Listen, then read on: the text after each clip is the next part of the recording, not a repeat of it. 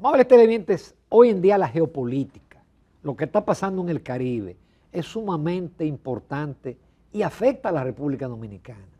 Por eso hemos convocado a nuestro gran amigo, el licenciado Rafael Céspedes, que es un politólogo y un asesor político. Pero él, entre sus logros, él fue asesor electoral de Chávez. Vivió muchos años en Venezuela y conoce la idiosincrasia, conoce lo que está pasando ahí. Y en algunos programas ha hecho pronósticos que se han dado. Así que por eso lo hemos invitado para que hablemos de Venezuela, pero también de la República Dominicana. Rafael, bienvenido. Como siempre, agradecido hablar contigo. No, el agradecido soy yo. Vamos a compartirlo para no pelearnos. Exacto. Y vamos a comenzar con las tacitas, que hubo un receso ahí de par de semanas que nos brinda Kenia, Industrias Vanilejas, Café Santo Domingo. Bueno. Los amables televidentes allá de sus hogares ya seguro. Como el sello del beneficio es la ingesta del sabor. Café Santo Domingo. Pues yo estaba detrás de Rafael, porque tú estabas en vacaciones, y varios amigos me chateaban. Aprovecha, invítate a Rafael ahora con el tema de Venezuela. Me lo escribió Bernardo Castellano, un ingeniero que es muy acucioso. Sí. Y entonces, tú trataste a Chávez, pero tú trataste también a Diosdado Cabello. Tú conoces a los Rodríguez, ¿sí? Tú conoces a todas esas figuras. Entonces, después del apresamiento, a uno lo que le preocupa, ¿qué viene después? Porque los venezolanos en el exilio aplaudieron, creyeron que ya venía ya la libertad y la cosa no fue así. Es una de las cosas que yo he criticado al exilio venezolano, y no solo al exilio, también a lo de allá. Yo metafóricamente señalo que los venezolanos se sentaron debajo de la mata de mango parida para que fuera alguien a tumbar los mangos y se lo diera para comer, esperando. Yo le escribí a un amigo: ustedes siguen en la maldita espera, la espera hace daño. Pero, ¿cómo se va a manejar? Mira, ¿Cómo se va a manejar? Porque se puede decir que hay tres poderes en Venezuela, ¿no? Los Rodríguez con la presidenta y su hermano que es presidente del Parlamento, pero Diosdado Cabello, yo lo veo en televisión que él tiene un programa con un bate, se parece al bate de Tucutú, un mazo. Con el mazo dando. Pero está Padrino López, que es el hombre que maneja las Fuerzas Armadas. Sí. Entonces, vamos a tratar de desmenuzar esa cosa, ¿no? A partir de mi humilde capacidad y conocimiento que tengo del terreno. Sí.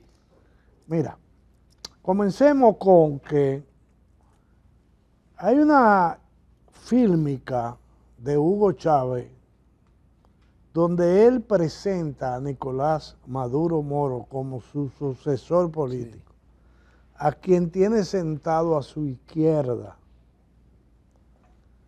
Pero cuando va a hacer eso, tiene sentado a su derecha a Diosdado Cabello.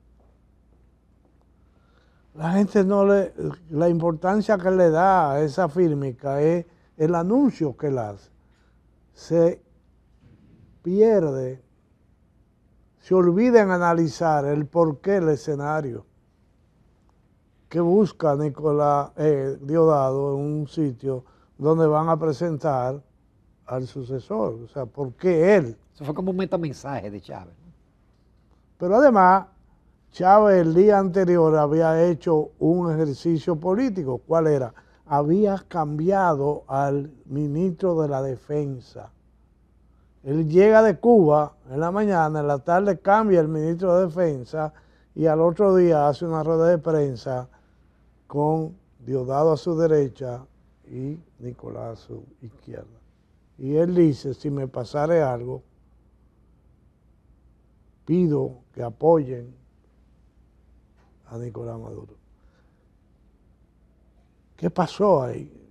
Cuando Chávez denuncia a Nicolás, él mira a Diosdado. ¿Y por qué?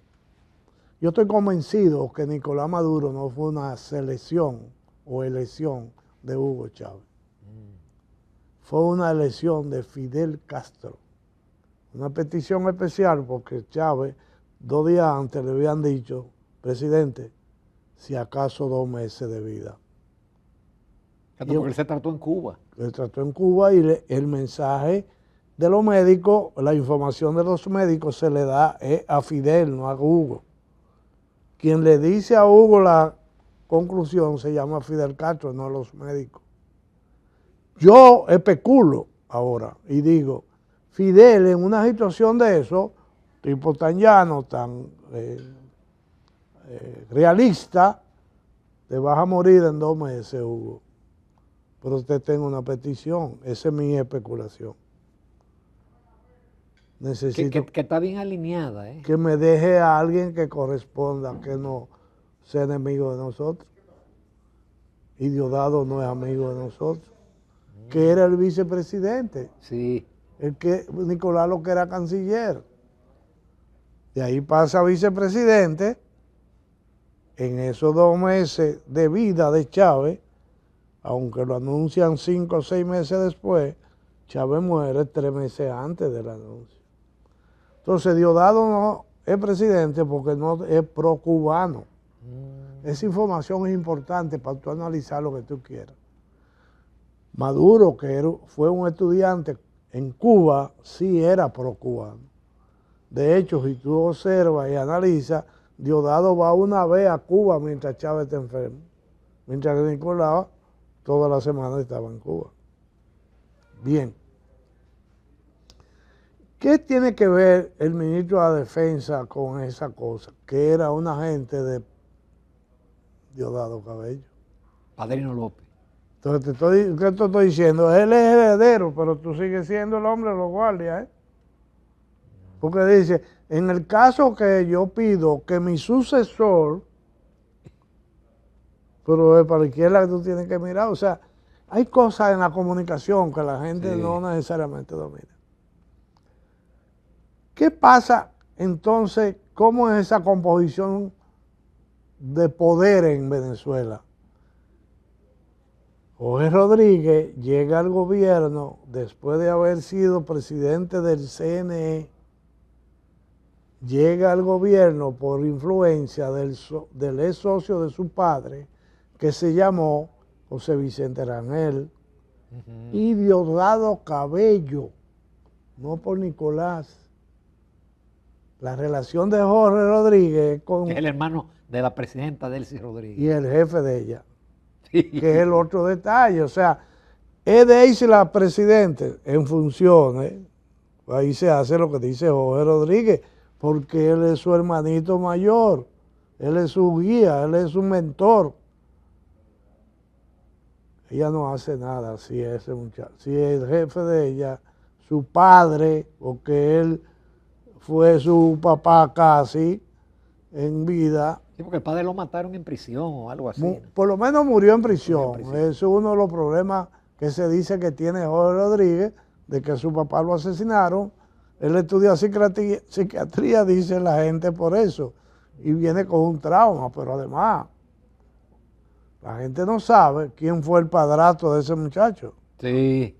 La gente común, que fue Carlos el Chacal. Ese era el esposo de su mamá. Que era un terrorista internacional. Está preso, ¿no? En Francia.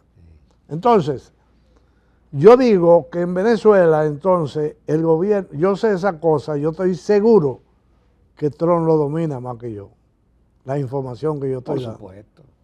Por razones que no hay que discutirla. Entonces, ¿qué es lo que va a pasar allí? ¿Qué es lo que yo venía previendo y lo dije hace 5 o 4 meses? Maduro no llega al 15 de enero. Sí.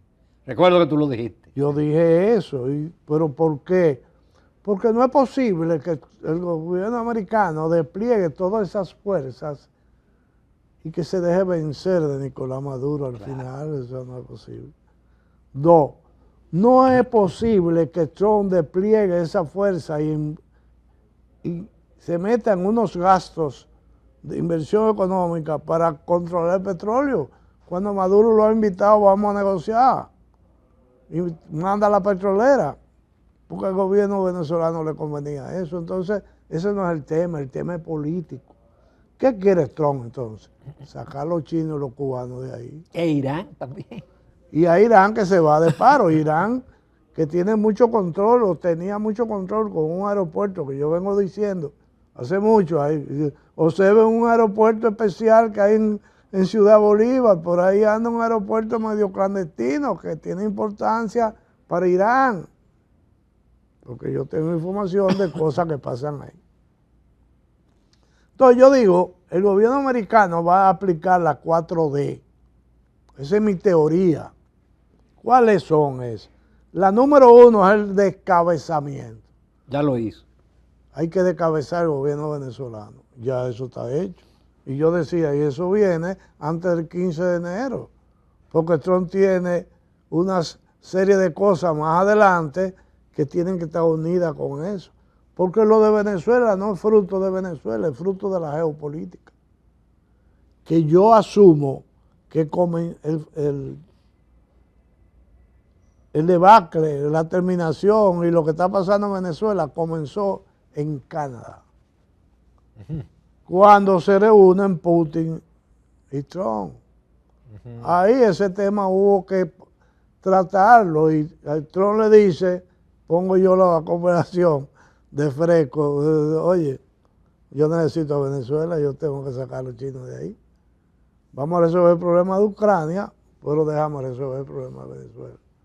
No, como le dijo el Señor a Satanás con vos, también, con Job, no, está bien, pero no le toca la vida. Entonces, eso es parte del arreglo.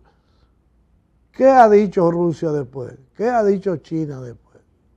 No tienen que decir. Porque No, Trump se comprometió a pagar la deuda que tiene China China Venezuela debe como 3 Venezuela a China. Sí. Entonces a China lo que le interesa son sus cosas. Entonces la segunda D es lo que yo llamo desplazamiento. Ahí hay gente que hay que desplazarla. O sea, no es posible llegar a una democracia, a un gobierno democrático en Venezuela con Padrino López, ministro de Defensa, o Diosdado Cabello, ministro de Interior. No, eso no es posible. Entonces esas dos personas que tienen unidad allá atrás, ojo, tienen unidad. Ellos son aliados. Son aliados. Porque Padrino López es un militar, pero Diosdado es un militar. Viene de la milicia. Entonces ahí tiene que haber una alianza. Hay mucho más ahora que deben sentirse medio traicionados por los hermanos Rodríguez. Es que están negociando con Trump y obedeciendo a Trump. Lo que usted diga, señor, eso es lo que Eso es lo que va. Como aquel hombre de aquí. Sí. Eso es lo que yo Dios los tenga en la gloria. Entonces, ahí yo veo dos sectores, son los hermanos Rodríguez, Diosdado y Padrino López, que tienen que estar aliados para autoprotección. Al mismo tiempo que se deben cuidar, porque yo escribo por ahí y digo, pero Diosdado sabe lo que es traición. Sí. Porque Diosdado intentó traicionar a Chávez. Ajá. Sí. Cuando el golpe de Estado a Chávez, Diosdado le propuso a un general, deje eso como está y vamos usted y yo a resolver esto. Y no encontró eco. Por eso, Diosdado se llega a juramentar como presidente. Diosdado fue presidente como 9 horas en Venezuela. Ese detalle lo conoce poca gente. No, pero fue así. Y hay más detalles ahí que tiene que ver con que cuando ese general ya tiene control de que va a liberar a Chávez para volverlo a poner de presidente, llama a Diosdado y dice, ve y juramentate, porque estamos en un limbo, no hay presidente, porque Carmona había renunciado. Y él dijo, no, eso es peligroso, general, coge para allá ahora. Y entonces ese general llama al presidente de la asamblea, apellido Lara, digo, ve, juramentate, porque Venezuela no puede seguir sin presidente, aunque sea por un día, pero juramentate. Y Lara coge para allá a juramentarse para Miraflores. Cuando va a juramentarse, que llaman al presidente del Tribunal Superior de Justicia, que es a quien le correspondía juramentarlo, Diosdado se entera y arranca allá. Y entonces es Lara, como presidente de la Asamblea, quien juramenta a Diosdado por un casetón. Cosa de la vida. 2 o 3 meses después Lara apareció muerto. Coincidencialmente. Coincidencialmente. Iba con el chofer, él se mató, se derrican, se mató él, el chofer ni se mojó y fue en un río. Entonces, la 2D, la segunda D es el desplazamiento, para retomar el tema. Ahí va a haber que desplazar, y cuando hablamos de Diosdado, no hablamos de Diosdado solo. Hay todas unas estructuras que se van como piezas de dominó, que tienen que irse, porque... no. Ahora, la tercera es lo que yo llamo de orden.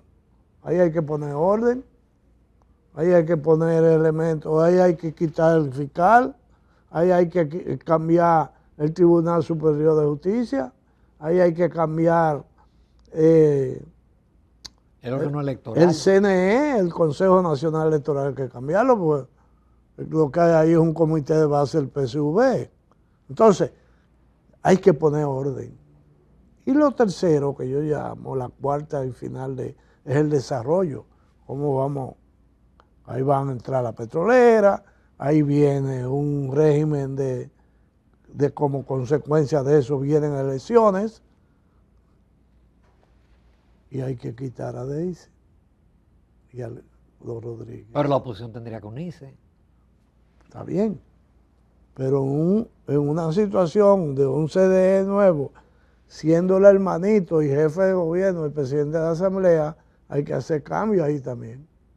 Y no puede ser un consejo electoral designado por Jorge Rodríguez, que es el dueño de la Asamblea, el dueño de los votos, porque el chavismo tiene el 93% de esos votos. Ahí hay como 10 legisladores. En resumen, ahí tiene que haber un sistema de gobierno más compartido que solo los Rodríguez, para que pueda haber credibilidad. Y vienen elecciones que yo presumo, estamos hablando de 12 a 18 meses. No creo que antes. La estructura de poder del chavismo que hay ahí son muchas y muy fuertes. Eso lleva tiempo. No es verdad que ya lo van a apresar, están negociando. Puedes estar haciendo todo lo que tú quieras, pero además porque yo asumo que el gobierno americano va a intentar cubrirse. Y Maduro tiene que renunciar para que la vicepresidenta adquiera posición legal. Y de acuerdo a la Constitución, ella tiene 90 días para convocar elecciones, dice la Constitución venezolana. Entonces, esos pasos lo van a dar.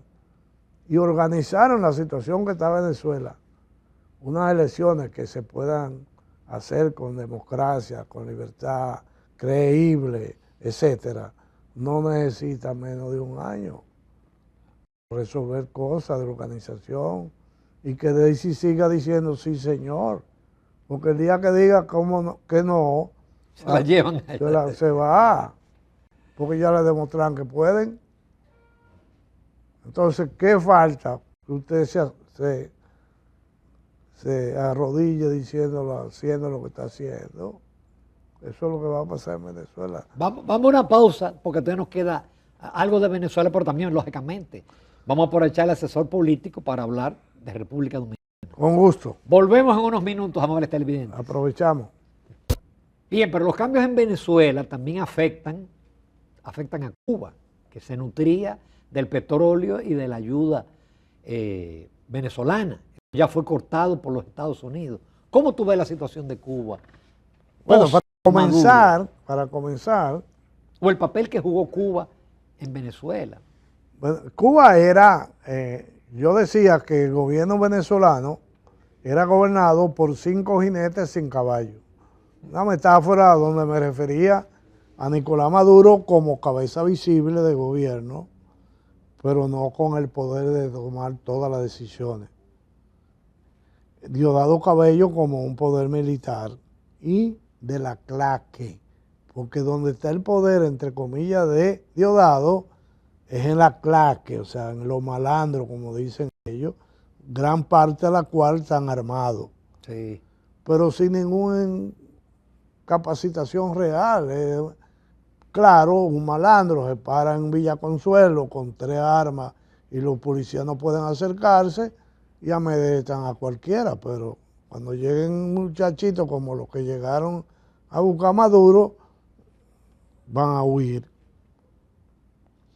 Pero además, tú tienes ahí a Padrino López, y tú tienes a los Rodríguez, y son 4.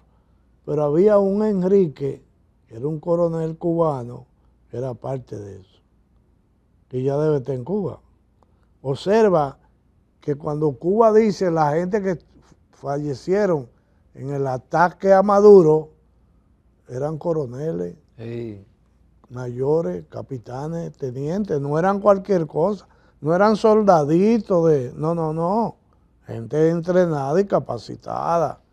Y yo conozco historias reales de eso, que tiene que ver con que Chávez le da una información al ministro de Defensa en su momento y le dice, mira, esta tarde va para allá Enrique, que tiene que darte unas instrucciones.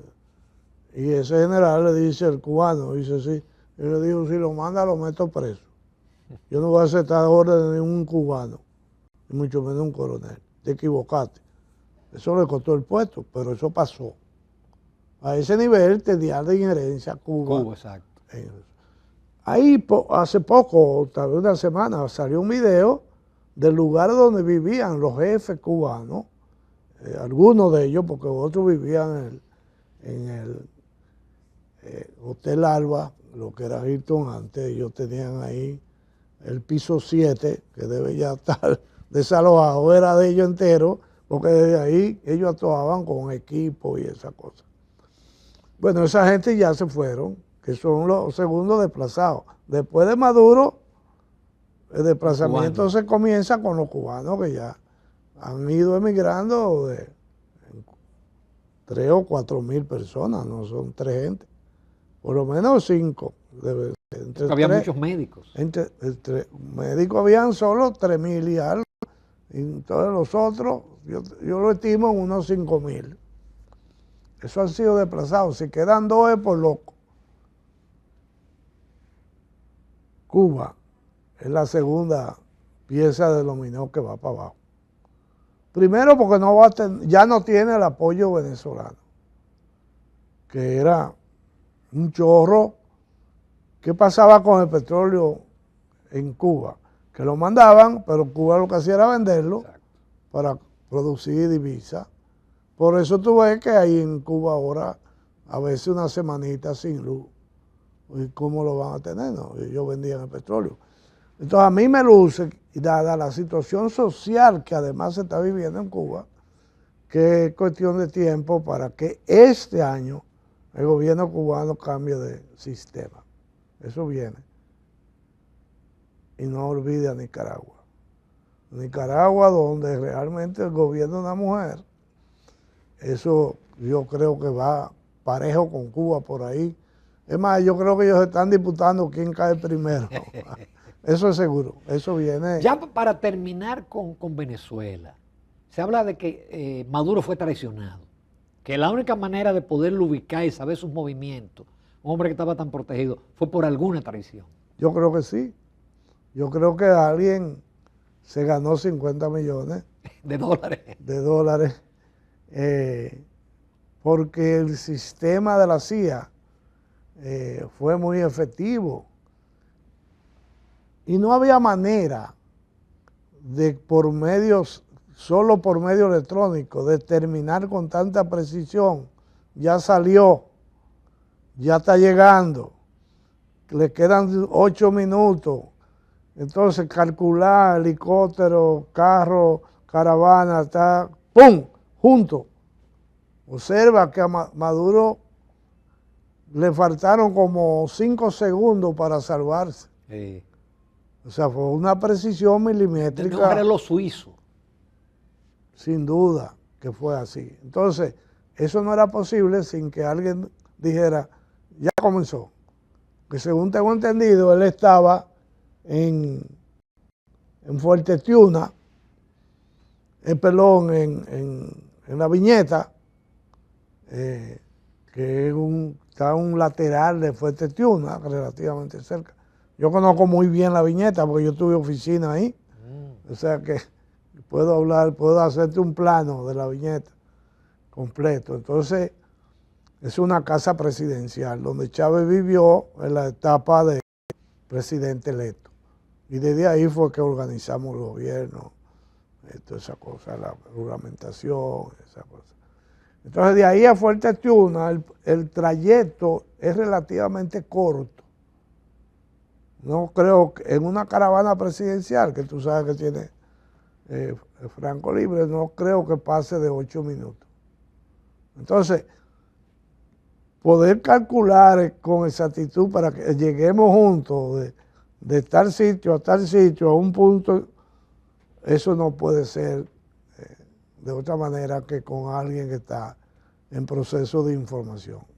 Se están preparando para salir, están saliendo, salieron, y ya eso estaba medido, lo habían medido, me imagino, 100 veces, la distancia aérea, la distancia terrestre, a qué velocidad van, todo eso, ahí hubo una delación, para yo no llamarle traición. Vamos al patio, vamos a hablar con el asesor político. ¿Cómo tú ves el cuadro político dominicano? Con miras al 28. Bastante confuso todavía. A mí no se me presenta una cara visible. Veo muchos rostros, pero con opacidad. O sea, yo veo a un PRM en declive completo. Todos los días meten la pata, por decirlo de alguna manera. El presidente ha hecho unos intentos de relanzar el gobierno, entonces ponen un abogado a construir casa. O sea, para los que tenemos un poquito de capacidad de pensar y de analizar, no entendemos cuál es el relanzamiento de un gobierno cuando usted lo que hace es que le cambia la silla. No más nada, aquí no ha habido cambio, ha habido rotación. El que estaba en primera lo ponen en tercera, el que estaba quechando lo ponen a pichar. No, pero así no, así, ¿cuál es la posibilidad? Entonces, pero además porque no hay un ejercicio de eficiencia que sea notable de mi óptica, ¿no? Sin embargo, por el contrario, cuando voy a la oposición, me encuentro con gente que dice lo que no debe decir y hace lo que no debe hacer y deja de hacer lo que debería hacer. Entonces, tampoco hay una oposición con ejercicio positivo, por llamarlo de alguna manera. Cuando yo veo un PLD, una fuerza del pueblo, que siguen siendo antagónicos, veo una brecha muy amplia para que se cuele el PRM. Para que se cuele el PRM otra vez. Pero el PRM no tiene candidato. Pero el PLD no tiene candidato. La Fuerza del Pueblo tiene 2 posibles candidatos, papá e hijo, ¿verdad? Sí. Ahora, el papá tiene el problema, desde mi óptica, de se dice que tiene un rechazo altísimo y que no se trabaja. Por lo tanto, cuando la gente cree que tú tienes gripe, la gente no se te acerca, porque si tienes gripe me puede pegar. No hay una demostración de que no es así. No hay demostración de que se están tomando tisana para quitarse la gripe. Entonces tampoco hay poder. En el caso del PLD, cuando Danilo asume la dirección pública, por llamarlo de una manera, es decir, se tira a la calle, el PLD se reanima y adquiere algunos niveles de posibilidades que tú dices, hoy, y será verdad, es posible. Pero sin esas 2 fuerzas se mantienen desunidas, de algún modo el PRM pudiera colarse otra vez. ¿Con quién? No sé, porque reitero... ¿Tú no ves un ganador o una ganadora ahí en el PRM? Bueno, vamos a verlo con números. Vamos a aceptar los números que ellos dicen. El que más dice, que es el señor ministro de Turismo. David Collado dice que tiene un 40% dentro del PRE, dentro de su partido. El PRM tiene un 38, dice la encuesta. Okay. ¿Cuánto es el 40 del 38? Como 13%. Un 12%. Entonces tú tienes un 12%. ¿Para dónde va un candidato que tenga un 12%? Para ningún lado. Carolina, cuando está alta, tiene 7.5. Dentro del PRM, eso es como un 1,5 fuera del PRM. Que esos son los dos que tienen mayores posibilidades. No te olvídate de ellos. Ninguno de los otros. Sin embargo, yo no digo que no pueda surgir cosas nuevas ahí adentro, porque ahí hay gente de calidad. No podemos negarlo. No voy a mencionar nombres, pero yo creo que el problema de ellos es de candidatura, número 1, y número 2, de una mala gobernanza en términos comunicacionales. En resumen, el panorama político venezolano, dominicano, está abierto a novedades. Hay posibilidades de novedades que no necesariamente son con los nombres que escuchamos todos los días. Pueden ser nombres nuevos. Yo veo esa posibilidad todavía. No queda mucho tiempo, pero todavía. Lo bueno de todo esto, que todo esto queda ya en la nube, queda en YouTube, y entonces uno puede contrastar más adelante Como lo que tú dijiste de Venezuela y lo que se ha dado, lo que tú pronosticas y también para la República Dominicana. Yo estoy de acuerdo contigo, es decir, no está claro el panorama. No está claro por dejar de hacer, fundamentalmente, porque hay cosas que se deberían hacer. Yo me pregunto, para ser más abierto, ¿por qué Leonel no trabaja su rechazo? No, es que yo no tengo rechazo, usted no lo tiene, pero la gente lo cree, y sí, eso es suficiente para que sea verdad. La percepción. La percepción en política es fundamental. Entonces usted no hace nada por eso, creyéndose que lo otro va a ser tan malo como que eso no le va a importar. Y sí le va a importar. A última instancia, se pudo haber hecho cosas que no hace. Pero también está el PRM. El PRM no debió parar los precandidatos. Porque el PRM solo, al final solo podrá presentar un candidato. Entonces, a la medida que tú pones mucha agricultura a sembrar, tú vas a tener más fruto para una cosecha. Eso fue un error táctico del presidente, como lo fue decir que no iba. Tan temprano. Pero a veces esos genios se equivocan. Rafael, te agradezco muchísimo haber la invitación y ofrecerte ahí muchísimas primicias de Venezuela y cosas que el ciudadano común no conoce. Y algún día saldrán más, porque uno debe administrarse, ¿no? Pero ahí hay cosas que la gente ni se la imagina y que uno conoce porque fue parte de eso. Exactamente. Gracias. De nuevo, muchísimas gracias, Rafael. A ti. Nos vamos a comercial, amables televidentes. Continuamos con Propuesta Semanal.